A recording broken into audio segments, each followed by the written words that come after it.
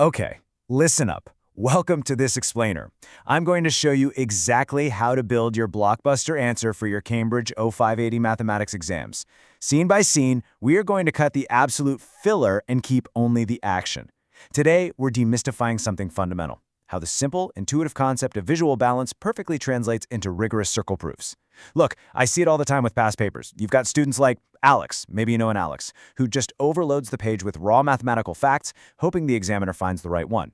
Total chaos, zero analysis. And then you have students like Sam, who rush right through, completely missing the command word requirements and throwing away easy marks. We are stopping that today. By the end of our time together, you're going to see how folding a simple shape in half directly unlocks the secrets of tangents and chords, and exactly how to structure your answers to guarantee top marks. Let's get into it. Here is our agenda for today's strategy session. First, the basics of 2D symmetry. Second, symmetry in 3D shapes. Third, equal chords and bisectors. And finally, number 4, tangents from external points. Section 1. Basics of 2D symmetry. Right, let's start with our intuitive anchor. The crucial point here is that a line of symmetry doesn't just randomly cut a shape into two pieces. It creates two perfectly identical halves. In mathematics, we use the specific term congruent, and examiners love that word. If you have one line of symmetry, 2 lines, or even 4 lines, like you might see in a perfect square, every single time you fold along that line, the two halves will map onto each other flawlessly. This idea of exact replication, congruence, is going to be your absolute best friend when we get to the really heavy circle proofs later on. Think of it like the foundation of your blockbuster movie script. If this isn't solid, the whole thing falls apart. And this brilliantly illustrates the rotational pivot. We aren't just folding shapes anymore, we are spinning them. A two-dimensional shape has rotational symmetry if you can rotate it around a central point and it looks exactly like the original before you've completed a full 360-degree turn. The order of rotational symmetry is honestly simply how many times it matches itself in that one full spin. So an order of 2 means it matches twice. An order of 4, it matches 4 times. It forces us to think about shapes dynamically. When an exam question asks you for the order, don't rush like Sam does. Spin it in your mind, count the matches, and write down the exact integer.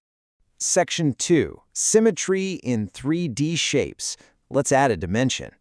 Notice the dimensional shift here. This is where the command words in your exams start to get tricky. In 2D, we use a drawn, one-dimensional line to divide a flat shape. But in 3D, a simple line just won't cut it. We are now using a two-dimensional plane of symmetry to slice a three-dimensional solid, like a cuboid or a prism, into two congruent solid shapes. Imagine a perfectly flat sheet of glass slicing straight through a block of wood. That glass represents your plane. A standard cuboid, for instance, has at least 3 of these planes of symmetry, perfectly halving its volume. When you explain this in an exam, use the word plane, not line, or you'll lose the mark instantly. And just like our 2D shapes rotate around a central point, 3D solids achieve rotational symmetry by spinning around a central axis. Picture a cylinder or a square-based pyramid. If you run an imaginary pole straight through the center and spin the object, it will look identical at certain intervals. A cuboid, for example, might have a rotational symmetry of order 2 about a specific axis. The concept of identical repetition remains the exact same, it's just applied to 3-dimensional space. Okay, before we continue into the really complex circle proofs, subscribe to our YouTube channel, Ace the Exams, at acetheexams_IGCSE to excel in your Cambridge examinations. Click that subscribe button and hit the bell icon right now. Seriously, don't miss out. Section 3. Equal chords and bisectors. This is where we start building those high-scoring answers. Okay, here is the geometric bridge into the circle. And this is where I want to introduce you to a framework top students use to structure their mathematical proofs. It's called PEAL: Point, Evidence, Explanation, Link. We are going to apply that exact concept of identical, congruent shapes straight to the inside of circles. Imagine a circle with center O. We draw 2 chords, AB and XY, and we are told they're equal in length. Now draw lines from the center O to the ends of those chords. Those lines, OA, OB, OX, OY, are all radii of the same circle. Because all radii are equal, we've just formed 2 triangles. Let's use our framework. Point: the triangles are congruent. Evidence: side AB equals XY, and OA, OB, OX, OY are all equal. Explanation: because they are all radii, we have 3 identical sides, meaning side-side-side congruence. Link: therefore, triangle OAB and triangle OXY are perfectly congruent isosceles triangles. See how structured that is. No more rambling like Alex. Now watch this transformation. Because we just proved those two isosceles triangles are identical clones of each other, symmetry takes over entirely. If you drop a line of symmetry from the center O straight down through the triangle to the chord, let's call those lines OM and ON, the math literally forces a specific outcome. Because the triangles are identical, the sections of those symmetry lines must be the exact same length. OM equals ON.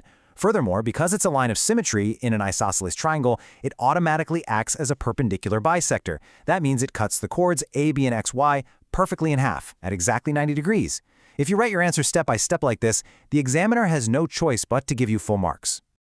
Stop scrolling. Listen, I want to test this in a real scenario, drawn straight from the source material.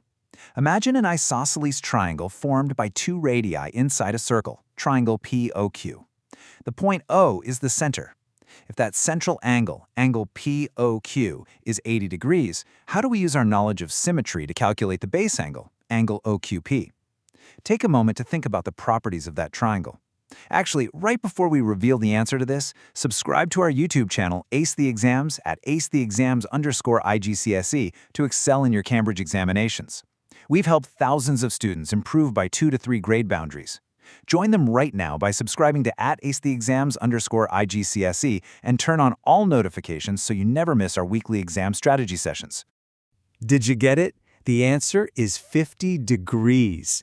Here is the beautiful, undeniable logic. We know all angles in a flat triangle add up to 180 degrees.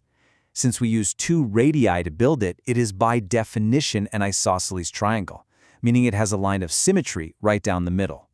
That means the two base angles must be perfectly equal. So we take the total 180 degrees, subtract the 80-degree top angle, which leaves us with exactly 100 degrees.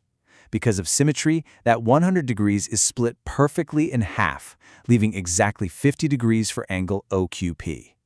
This is the exact kind of deduction you need to show in your exam workings. Section 4.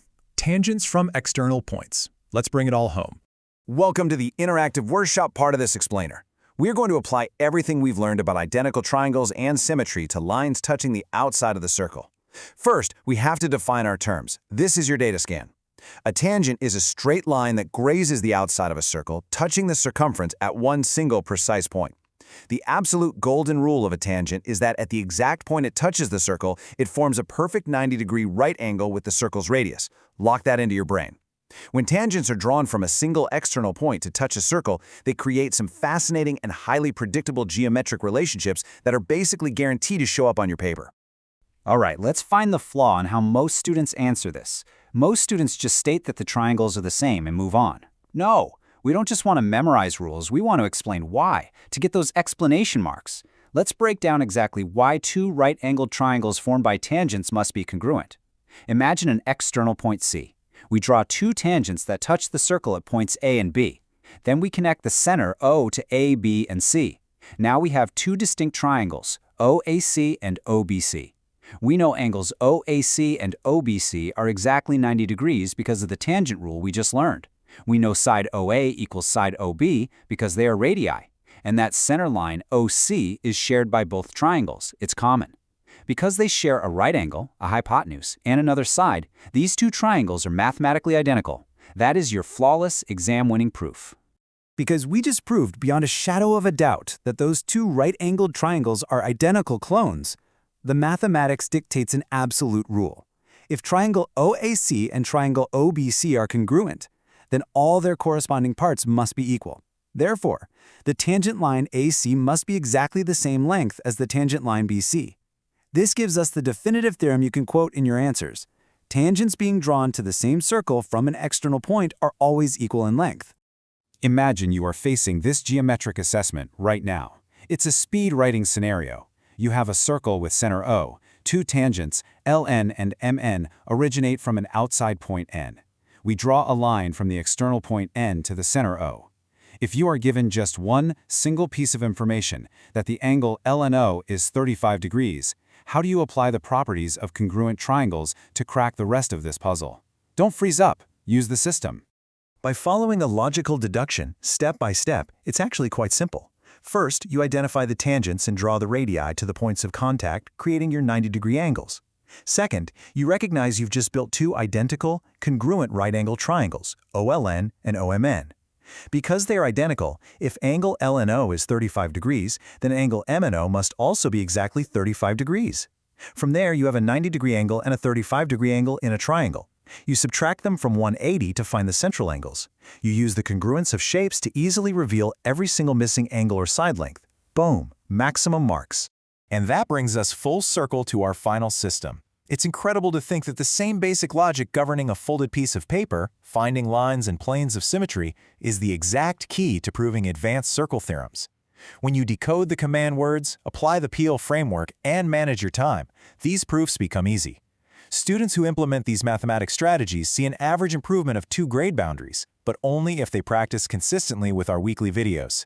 Here's your final reminder. Subscribe to our YouTube channel, Ace the Exams, at @acetheexams_IGCSE to excel in your Cambridge examinations. Subscribe right now to @acetheexams_IGCSE and click that bell. Don't let another exam pass you by. Drop a comment below with your target grade for mathematics and the biggest challenge you're facing. Our team responds to every comment. Like and share this video with a study partner. Ace the Exams, your Cambridge success starts here. Keep looking for those hidden symmetries, and I'll see you next time.